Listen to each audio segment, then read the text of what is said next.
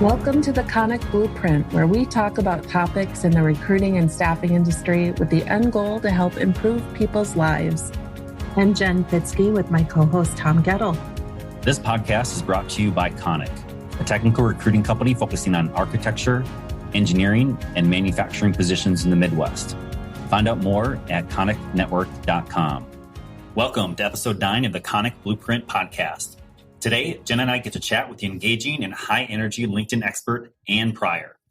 Ann is a top 2 globally recognized LinkedIn authority and is known as the LinkedIn Whisperer. She is a master at facilitating meaningful connections. She specializes in LinkedIn, creating online career search strategies, and coaching on thought leadership for professionals. She has trained more than 200,000 people and written over 25,000 LinkedIn profiles from global Fortune 100 to small business clients and universities. Ann has been featured in numerous books and is a frequent speaker. Her philosophy is, what happens to you happens to me. We are here to do our greatest good, and we need each other to do so. Let's get started with our conversation with the LinkedIn Whisperer, Anny Pryor. Welcome, Ann. I have been looking forward to our conversation. LinkedIn is something that I'm really passionate about for our candidates, so glad to have you here today. Thanks, Jen. I'm happy to be here with you and Tom. So your company is called Priority Partnership, which is a really fun play on your last name. Can you tell us, what does your company focus on and who do you help? Mm-hmm. So, Jen, I spent 30 years in corporate America. At Valley Fair, I was first to open Camp Snoopy Mall of America. I popped over to Life Touch, which is owned by Shutterfly now, and then Carlson Companies. And I was laid off twice in 24 months back in 2007. And I went to my career coach and she said, Ann, you could be a career coach. And so at that time, I started my own business and my name is Pryor, right? Priority is immediate. Partnerships is what I do. My grandma Lucy was our town matchmaker. My dad was George Bailey, and It's a Wonderful Life. He's the CEO of banks. And so I started my company really listening to what people come to me for, and it's creating and facilitating meaningful connections. So now I help job seekers, sales teams, HR, and recruiters really look great, be found, get known, and make meaningful connections for great business opportunities and jobs. And so I've helped more than 200,000 people do just that in the last 14 years. Wow. That's a great impact. Yeah, that's amazing. So in regards to LinkedIn and LinkedIn profiles, in general, when someone thinks about LinkedIn, like myself, I update mine and I forget about it and forgotten about it for 5 years until I start to think about it. It's like, gosh, I should really look at this again. But what would you say to professionals about why they should keep their LinkedIn profiles current and fresh? Mm-hmm. Well, Oprah one time said luck equals opportunity plus preparedness. And you never know when you need to find a new job or look for a new job or if one's going to pop out at you. And so the best way to do it is to be prepared. And that means keep your assets up to date, your resume, your LinkedIn profile, your branding, your thought leadership, and continue to grow. So I see it every day. I didn't realize I was going to be laid off, or the company got sold, or, we have to move, or someone got sick. And so those are times of deep grief, as you know, and change. And the folks that you hire, it hits them hard. They're introverts sometimes and harder to network, etc. So I just want people to be prepared. So I've got some tips here about LinkedIn profiles. Yeah, that would be great. Because one of the things I was going to ask you,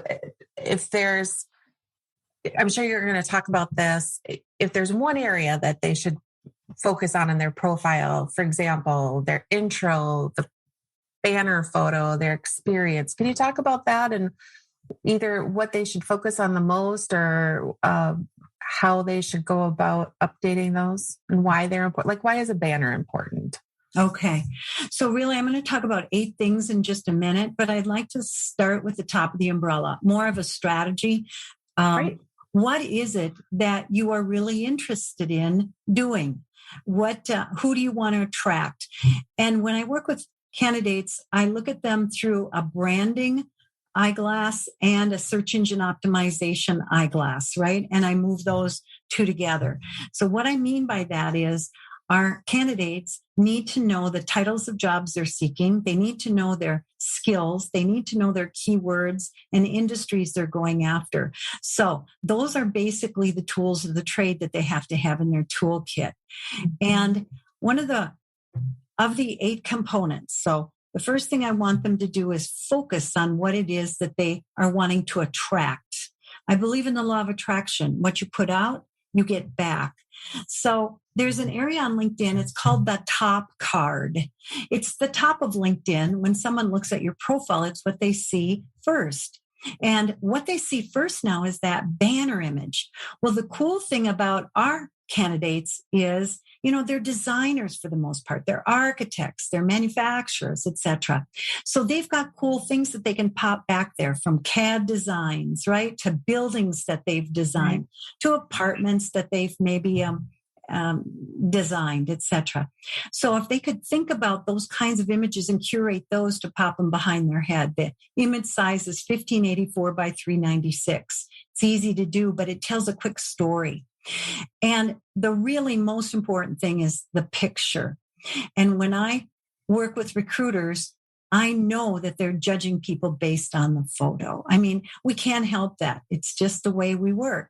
So I would really ask everybody to get a great professional headshot.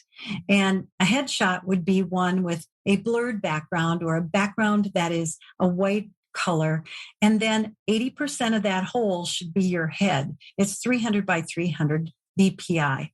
So get an updated shot, treat yourself to a makeover, just pop that in there. I was working with a gal this morning. She didn't even know she didn't have her picture showing because her setting was set wrong. So she hadn't gotten any hits in the last 4 years because we recruiters know that, 300% more, we click on somebody with a great picture or at least a picture. So that's important. Do you have any comments on that, friends? I do actually. Sorry, Jen, if I jumped in, but go ahead. The headshot, you said professional headshot, and I am on board with you, but I know some people would be in the camp, especially in 2021, 2022, it's much more casual. So maybe to have a vacation photo or a very casual photo with your family is fine. What do you say to that? No. I say no, because this isn't Facebook. I'm looking actually to see your eyes, and I can see the soul in your eyes, and I can see that you're engaging when I look at your eyes. So I really am kind of particular about this because I'm hiring you, not your whole family. And I don't want to see the rest of the distraction of other stuff behind your head. So I really want to focus on that. Plus, most of us are looking at you through your phone, and that hole is so darn small that I really want to see who you are. So the first thing I do when I work with people is if they have a headshot, I crop it in really tight so I can really see their eyes. So the third component of this is their professional headline. And for search engine optimization reasons, this is really critical because this is the first area that gets searched when we recruiters are looking for you and we're plugging words in our advanced systems. So the headline should include titles of jobs that they currently have, or 3 titles of jobs that they're seeking if they're not working, the company that they work at, so for branding purposes, and then their branding statement. And that branding statement is really a statement that talks about the value that they bring to an organization. So let me just give you a quick example. Yeah. I was working with a technical project manager, and he had just come out of a manufacturing company. And I said, just tell me what you love. And he said, I love working with engineers. And I said, do engineers love working with you? And he said, yeah.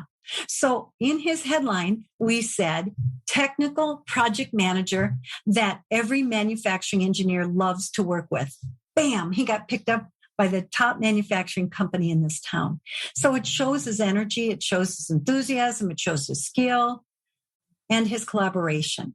So that professional headline, you get 220 characters, which is about 25 words, and every word matters. So please don't put mechanical engineer desperately seeking a new job, right? Mm-hmm. I like that tip because it just shows part of his personality too. Exactly. Yeah.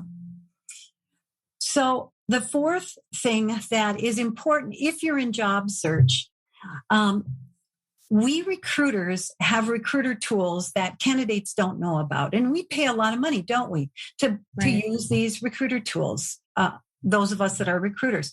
Yeah. There's an area on the top card that says open to. And there's 3 choices now: open to work, open to hiring, open to services.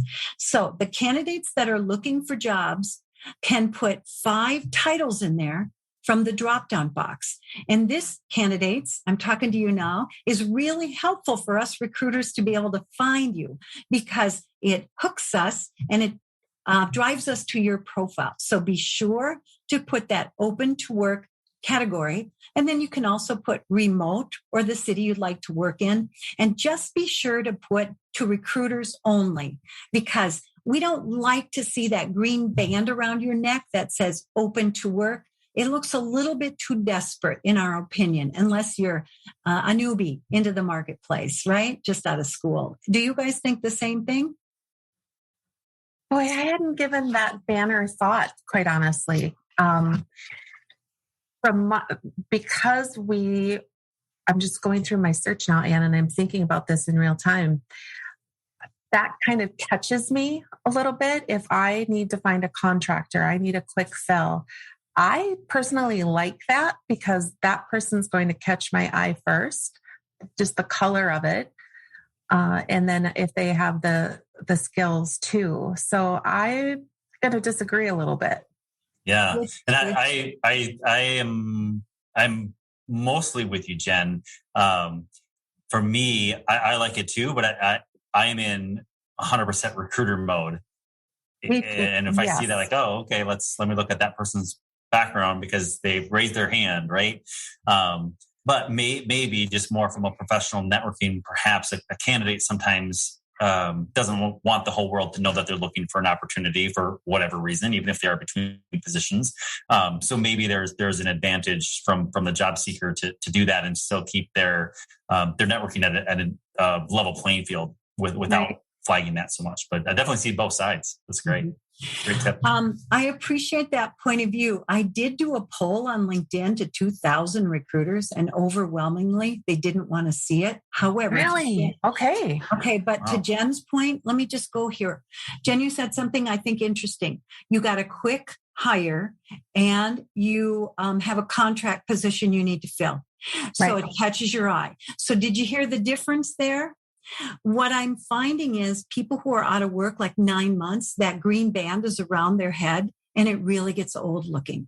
So, so friends, I would say you're hearing us back and forth. It depends on your situation. I had a candidate about 2 months ago that we tested. See, I'm testing all the time.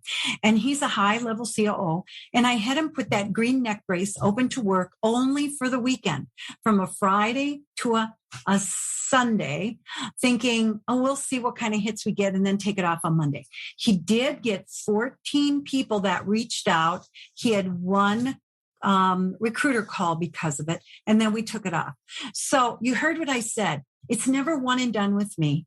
I'm trying, I'm testing. We'll see where it goes. However, if you're in a job, please don't put your open to work neck brace on because your that I agree with. You can see it.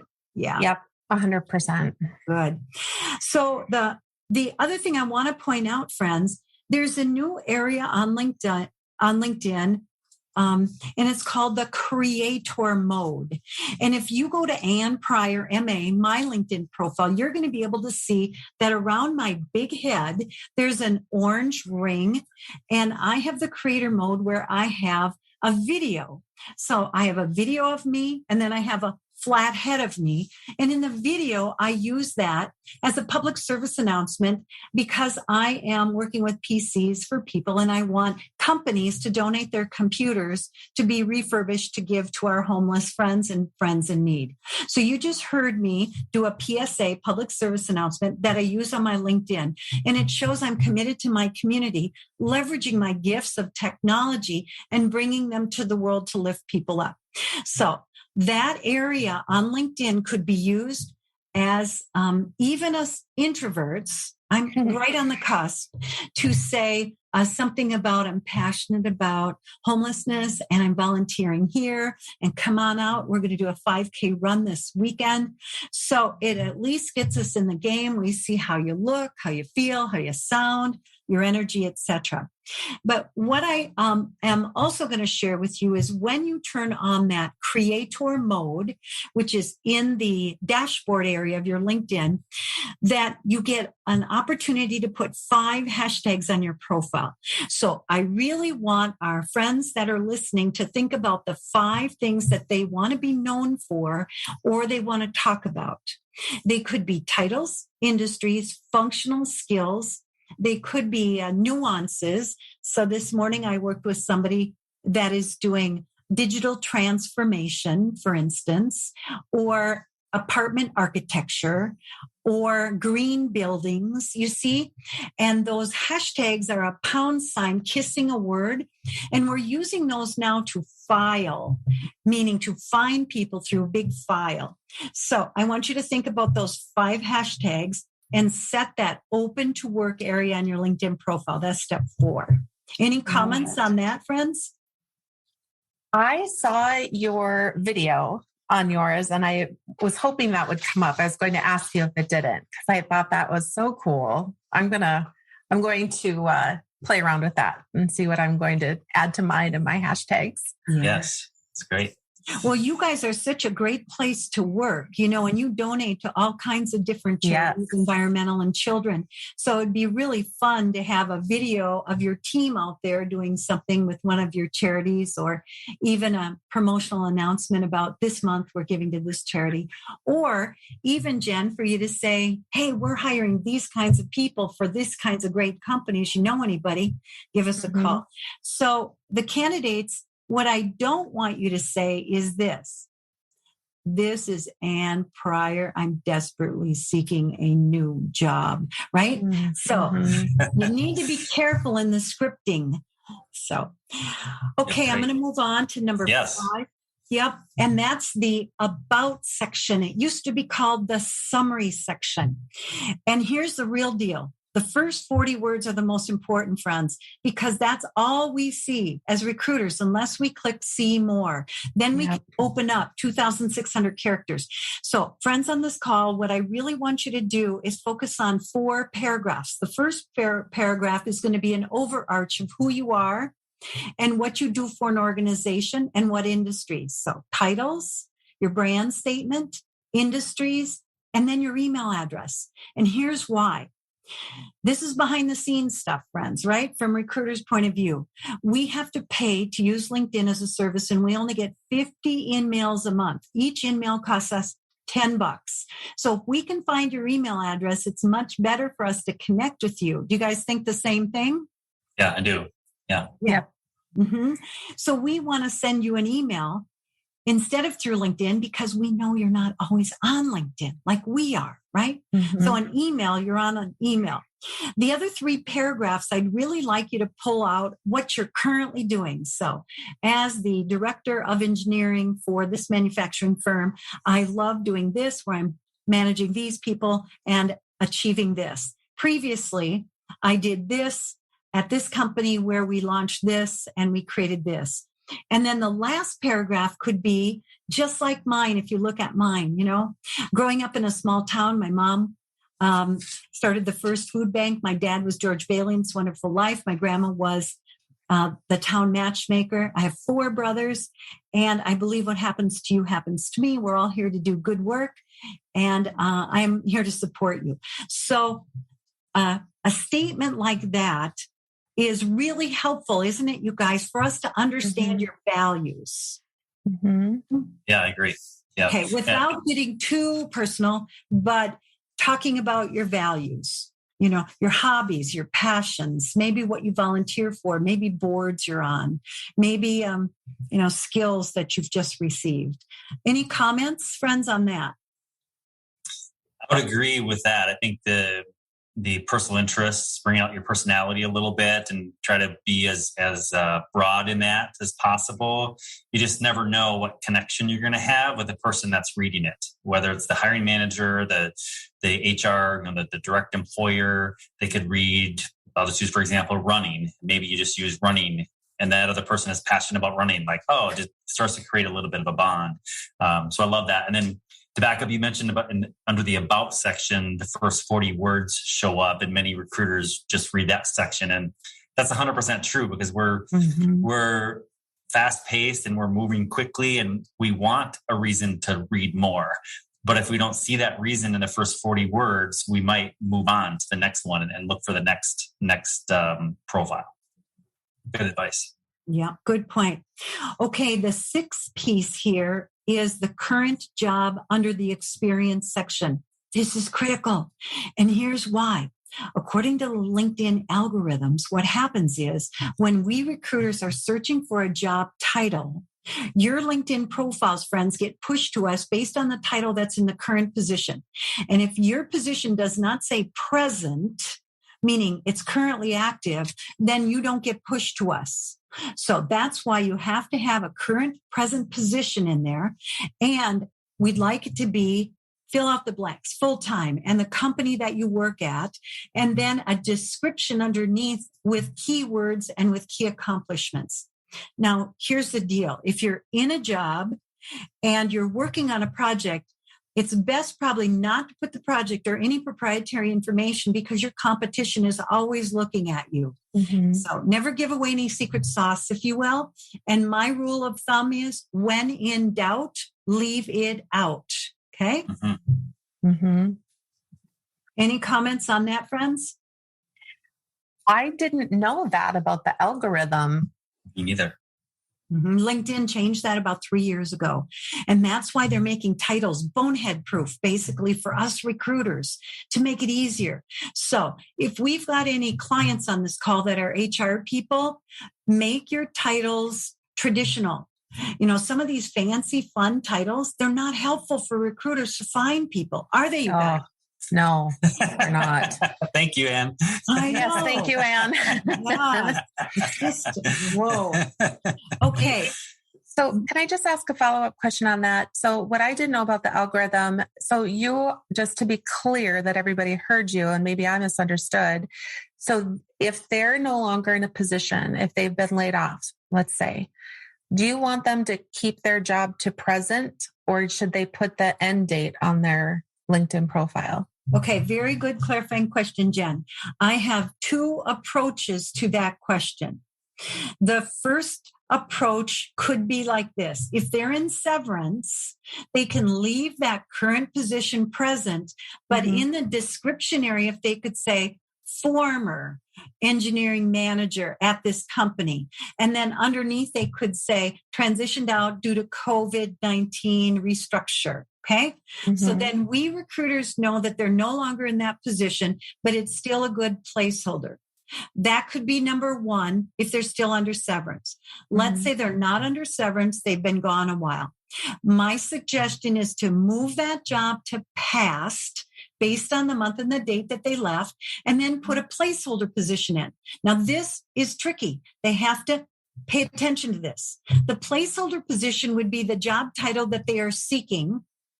The company, they put in 3 job titles, and the industry, there's only 100 characters in that box. So in other words, they don't pull anything from the drop-down box because they're not working at a company.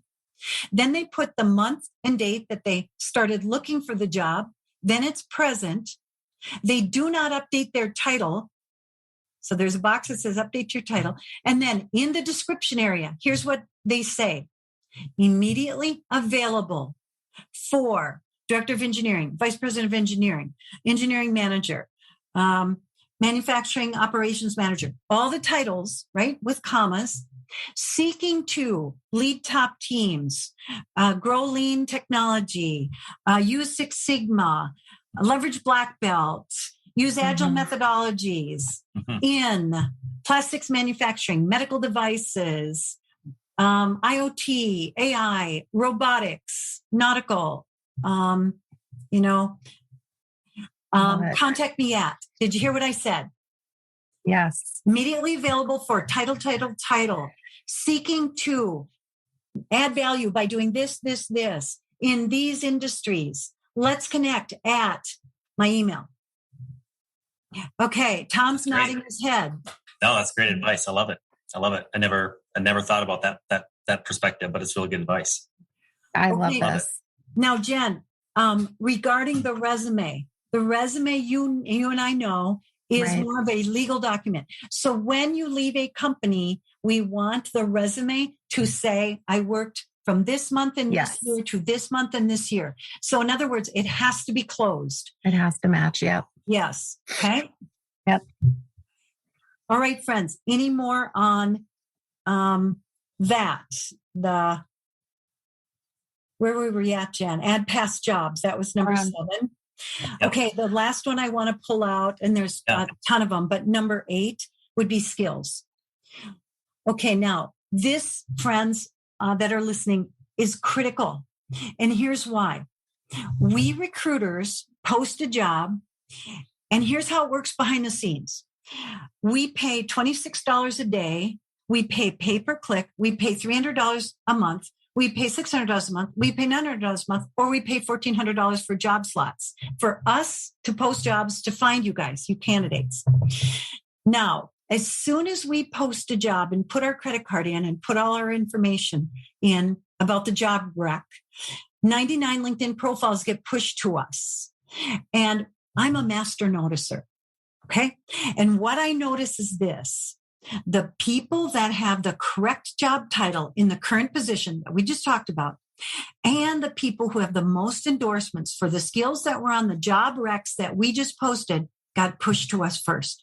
So what I'm telling you, friends, on this call is please pay attention to job descriptions. We spend a lot of time writing those darn job descriptions with our clients. And those skills have to be in your LinkedIn profile, and then ask your buddies to endorse you for them. They just have to click a plus. So please notice that, because you're going to show up higher in searches. So every Sunday at 3:30, I change my oil. I get into my LinkedIn profile. I add keywords. I give recommendations. I give endorsements to friends. I post things. I write articles. I find the people that I want to connect with the next week, and I follow them. That's a whole nother story. There's a follow and then there's a connect, but I'm going to take a breath. Questions on skills. Do you feel that there are some skills that are more important to include than others? I know there's a push right now for some of the softer skills, especially on resumes, to come off, because everybody says the same thing. Everybody is, committed to work. Everybody has excellent communication skills and follow-up skills. Everybody puts that on there. So what do you think about the softer skills and adding those on LinkedIn? LinkedIn added soft skills 1.5 years ago as a whole category. And if I've done an assessment of almost every job description in the state of Minnesota, there are 3 C skills that have to be on job descriptions and LinkedIn profiles. And Jen, you just nailed it. Communication, written and oral, is number 1. Number 2 is critical thinking or problem solving. And that's what you guys are looking for, I know, at Conic, when you hire your people. I mean, it's big and bold and all your stuff. And the third one is collaboration. And that's because our millennials came into the workforce and they graduate in cohorts, not 2020, but cohort number 64. Okay. So collaboration is key. Now, yes, it's critical to have those skills. And you know what I really do? I go to the company page on LinkedIn. I go to the people on the company page. I type in engineering manager. I look at all the engineering managers and I can assess all of their skills. And if I wanted to be an engineering manager, I would look at all their skills. And you know what the top 2 skills are? Leadership and management. Those are the top 2 skills in almost every LinkedIn profile. So skills are critical. And right now, I really recommend that people upskill. So on LinkedIn, there's the knowledge management tools, which are LinkedIn Learning. It costs $29 a month to have the job seekers premium, and then you get that for free. However, if you just go to your Hennepin County, Dakota County Library online, join the library card, you can take Linda courses. They're the exact same skills as LinkedIn Learning. So right now I'm taking a course on how to use my iPhone for video, and I'm taking a 14-week course on wisdom. So I'm going to a wisdom school right now. So those are the 8 tips. I could go on for 24 more hours. But those are the top ones. That was wonderful. That was really, really, really good. 8-tip quick study. Go ahead a little bit bigger picture, and LinkedIn it's a professional networking site, right? And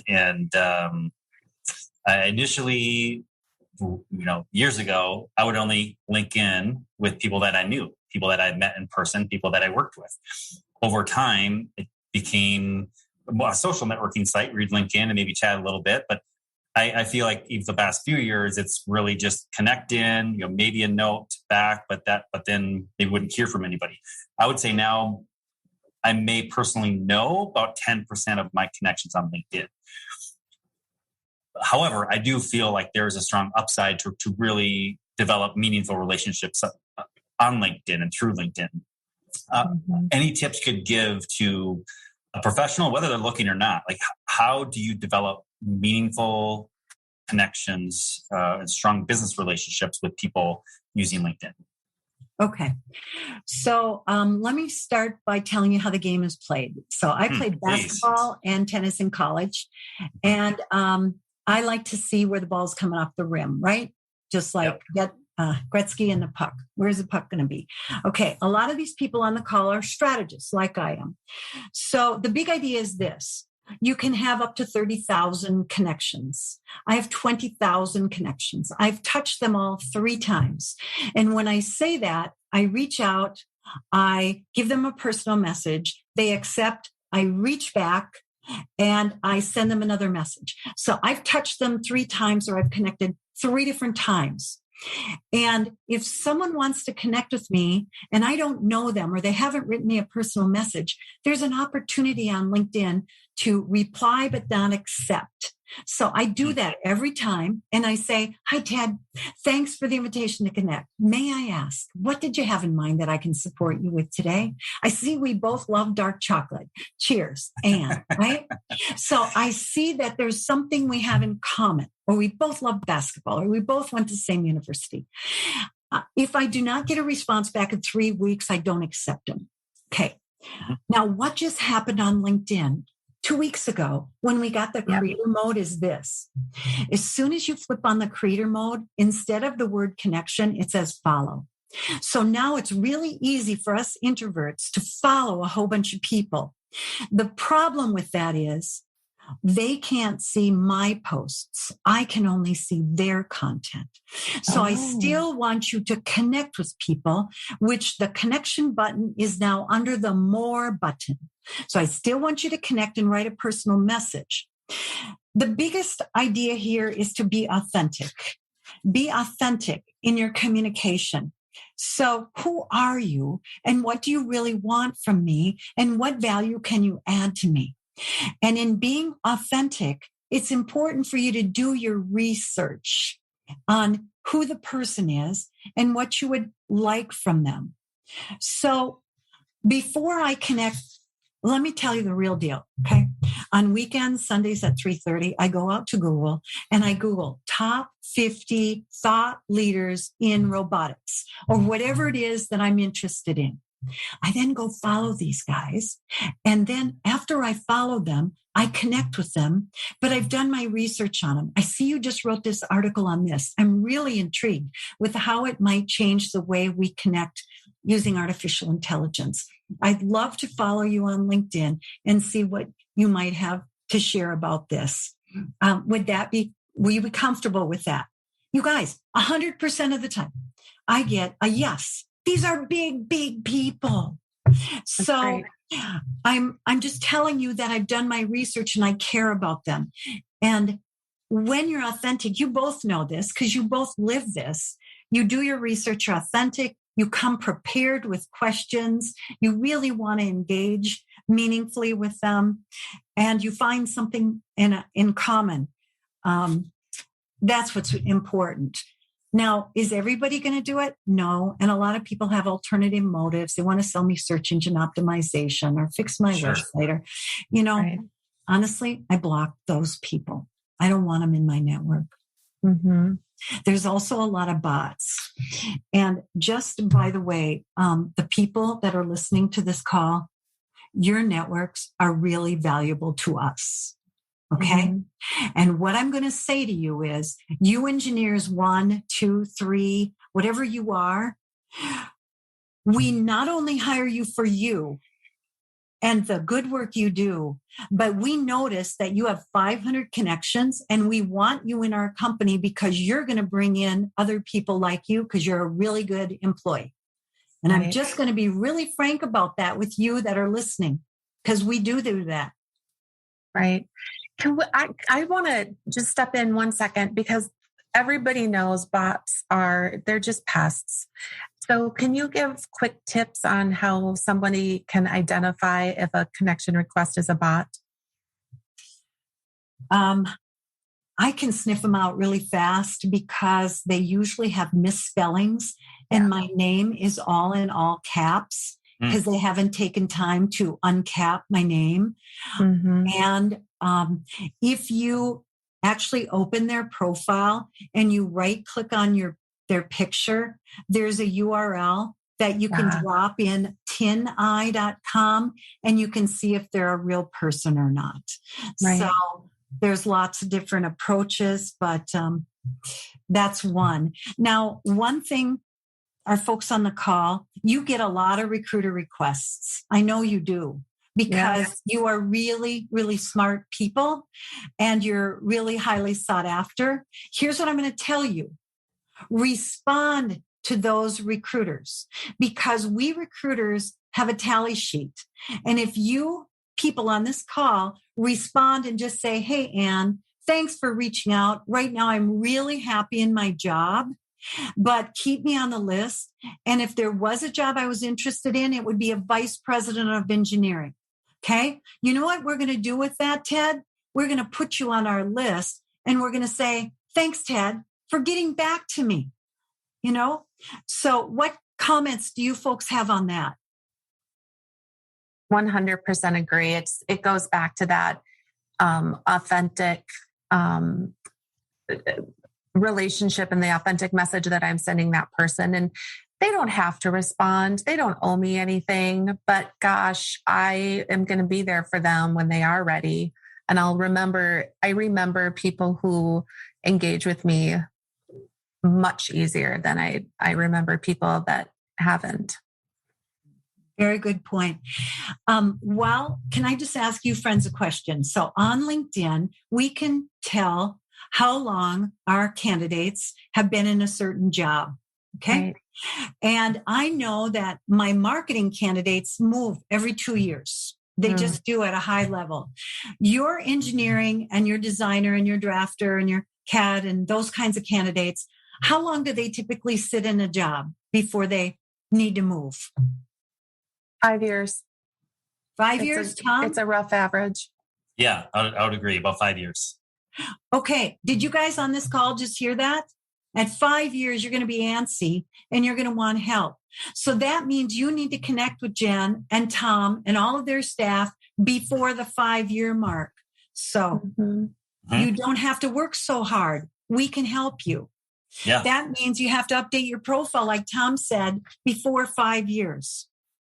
Yeah, and I like that. And to your point, Ann, about responding to recruiters, but perhaps another tip would be respond to the recruiter and say, you know what, my next role, I would love to be this. I'm thinking that 3 to 5 years from now, like say, for example, currently you're getting a little bit of supervisory and leadership experience, but after 3 years, all of a sudden, you may already be promoted internally, but if not, maybe put a wish list to your recruiter or recruiters to say, if a vice president of engineering comes up or an engineering manager role comes up in the Minneapolis area, for example, please let me know.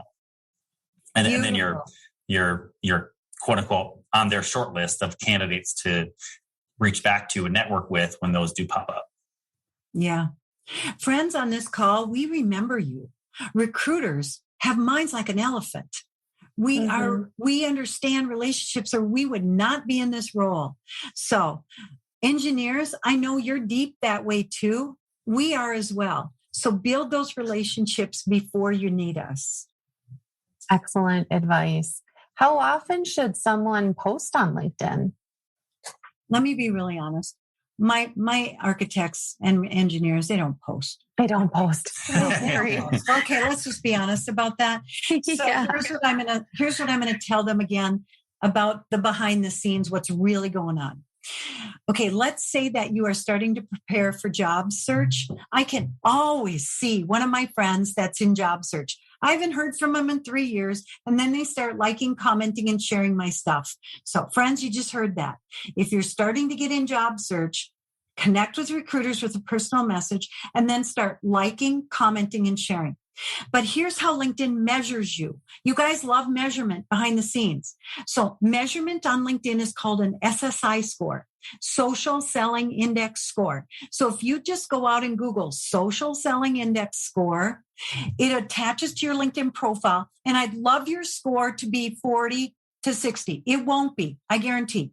Your score will probably be about a 15 to 20, friends on this call. Okay. So in order to move that score up, you have to post on LinkedIn, which once a week would be awesome. But Tom, I'm going to be honest with you. You could be posting a little bit more too, right? Moving that content to the featured section. But an SSI score then measures your, I don't know, what is it called? Just engagement score. Mm-hmm. And it's really easy, friends, just to give a thumbs up, a like to somebody. When you do that, we're master noticers. We can see that you're back in the game. That's what I think. Oh, he's back in the game. Let me reach out and see what's really going on with him. So it's a really easy way for you to just be engaged. Here's another tip. When you comment, we comment back. And when you comment, be thoughtful, insightful, positive, and add value. And when you tag me, a tag is an @ sign. It's above the 2 on your keyboard, and you click an @ sign, and then you put Ann Pryor's name or Jen's name or Tom's name, right kissing that @ sign. We get tagged that you gave us a shout out, and LinkedIn loves it, and LinkedIn gives you a higher engagement score. The other tip is to use more than 5 words when you respond, not thank you or that's cool, but actually say something that adds value. Tom, you're smiling. Yeah, I love it. Yes. Well, so much of the bots within LinkedIn, when you congratulate someone on a new role, they automatically populate that for you. And it's usually pretty short too. Yeah, one word or two. But to add more authentic responses, I think is great to add in there. Mm-hmm. Yeah. Just to that point, what Tom said is in the bell of your LinkedIn profile each day, that's where I start my day, is that little bell on the top right next to your tiny head in the navigation bar. Mm-hmm. And it gives me a consolidated list of who got new jobs, which I give everybody a shout out. And here's what I say. I say, Tom, congrats on your new job. You're going to be awesome. Be the boss you always wanted. I'm here for you, Ann. Okay. So then they know that I'm there for them. I gave them a shout out, positive. I expect that they're going to do good work. And then I also say, here's a tip. please be sure to update your headline. Or because I'm an expert on LinkedIn, I can do that. Okay. So what value can you add to make their day? Let's see. The last thing I want to say about that is, also in that bell, wish people happy birthday. Guys, I had a guy the other day that emailed me and said, Ann, you're the only one that remembered. My wife didn't even remember my birthday. No. That's awesome. That's great. One of the other things I wanted to say, because I don't know why we're not discriminating against introverts, but we know that there are a lot of introverts in this occupation that we recruit for. This morning I was with an introvert, and she is a head of innovation, product innovation for a SaaS company. Mm-hmm. And she said, geez, Ann, I just don't know what to post, and I'm really shy. And she happens to be a Gen X as well. And my Gen Xs really are head down. They're brilliant. And they don't like to talk a lot. And I said, listen, it's not about you. It's about the value that you bring to the world. And if you don't show up, we're not going to find you. And they're getting passed over and pissed off. And that's actually the name of a book by Dr. Mia Melrunen, who's my friend and client. And it's about Gen X's being passed over for these opportunities because millennials and Zs are now coming up. But the big idea that I had for her was go to Google and set up alerts. So type in the word alerts and then set up Google alerts that Google will push content to you that you can then post and comment on. So you don't have to do any heavy lifting. It's all curated for you. And then I said to her, what's a fun fact about you or a hobby? And you guys are going to ask me that in a few minutes. And she said, Ann, I'm just really boring. I don't have any fun facts. And so I was with another client this morning and I asked her that same thing. And she's a compliance and an audit officer. And she said, and I said, well, you work in PBM, which is pharmacy benefit medicine. I said, tell me something interesting about that. And she said, well, what I found interesting is doctors prescribe more Tylenol than they do Advil, and that's just, it could be an interesting statement. Yeah. Right? So you architects, you could say, well, did you know an average apartment building has this many nails? Or we don't use nails anymore. Or we use this. Right. Or from an environmental standpoint, we're using no lead paint or blah, blah, blah. But we're interested in that because you're so technical and we're not. But if you simplify it for us, I'm going to think, geez, tell me some more about that. Yeah, that's great.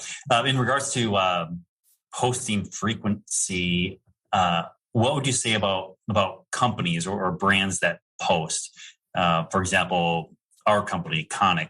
How often should a company post? Is it daily, 3 times a day, 10 times a day, once a week? At least daily. It depends on the size of your company. But any companies that are on this call, first of all, you need a company page. So some of you don't have company pages. And honestly, people hire me to not be embarrassed online. And it's embarrassing if you don't have a company page because to me, you don't look legitimate. Okay. So after you get a company page, you need a logo and a banner and you need your keywords and your summary statement and your hashtags and some groups. Then you want all of the employees to attach yourself to that company page because if an employee is not attached or tagged to the company page, they won't get your news. And did you know that 80% of employees get their news from the company page on LinkedIn? So it's really critical for friends to post. And the kinds of things you're going to post are news, events, new product launches, job openings, kudos and shout outs, maybe a tip from the day from the CEO, etc. But company pages are really critical for employees to connect to the company and for the new employees to see what kind of culture that they're getting into. Mm-hmm. So it's a whole strategy for company pages. And now there's even videos from company pages.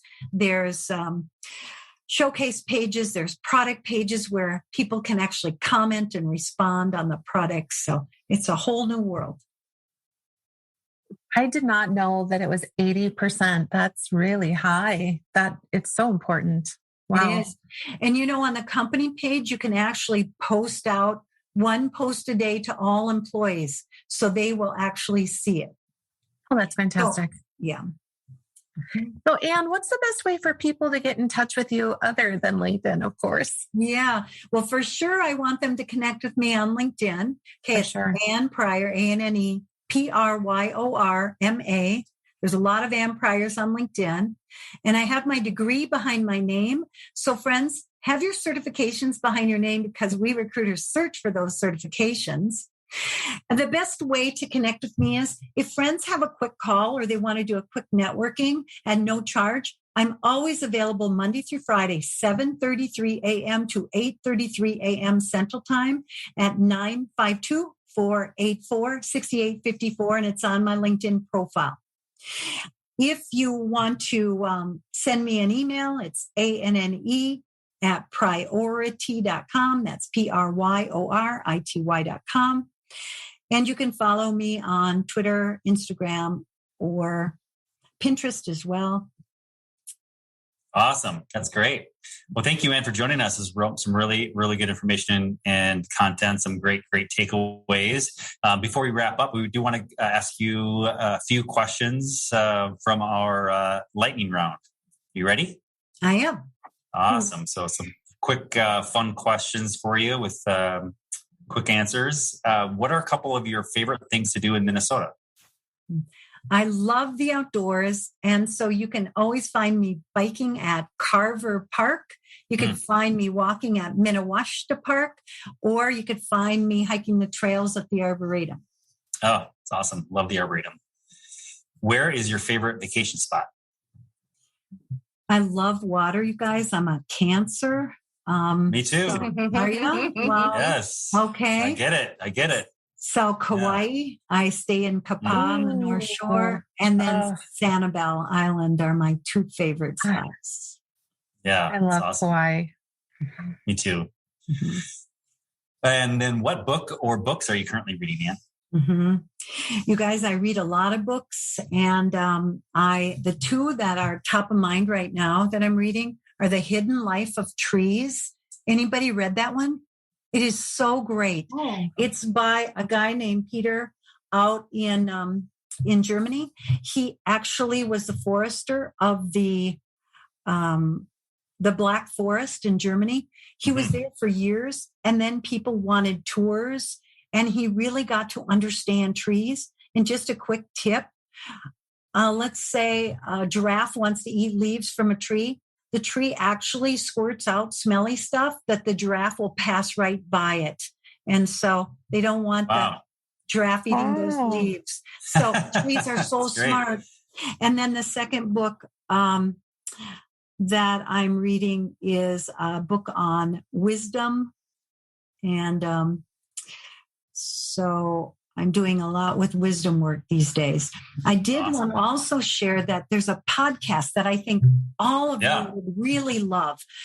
Because I can't keep up on all the books that I want to read, the podcast is called Curious Minds by Gail Allen, Gayleallen. And she, what I have sensed is so many of the authors that she brings in are introverts, college professors who love the measurements and data. And the information is just phenomenal about counting. The latest one is about counting, and we ask the wrong questions in counting. Another one is burnout. There's actually a methodology to overcome burnout because we overgive. So anyway, check out her podcast.